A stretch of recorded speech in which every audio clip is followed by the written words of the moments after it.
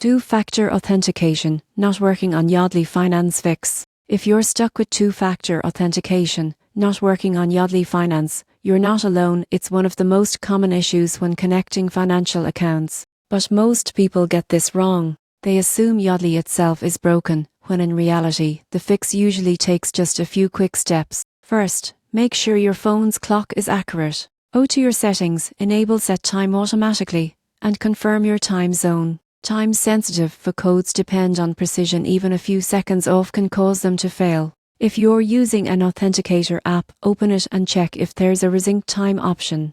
Doing this can instantly correct invalid code errors. If you rely on SIM's codes but aren't receiving them, check your signal strength or switch between Wi-Fi and mobile data. Some carriers block or delay automated verification messages. Turning airplane mode on and off can refresh the connection and help the code arrive. Also, check for app updates. Make sure both the Yodlee linked app and your authenticator are up to date. Outdated software can fail to communicate properly with Yodlee's secure servers. If you've changed phones or reinstalled your apps recently, your previous setup won't carry over. In that case, go to the login screen, select Can't Access Two-Factor, and follow the steps to verify your identity and reset authentication. A quick but effective tip: clear your app's cache and restart your device. Hashed data can sometimes block secure verification attempts. Once your time is synced, your network stable, and your app's updated, two-factor authentication will start working again. So, if Yodlee Finance's isn't working, don't worry, the problem is almost always a small technical glitch.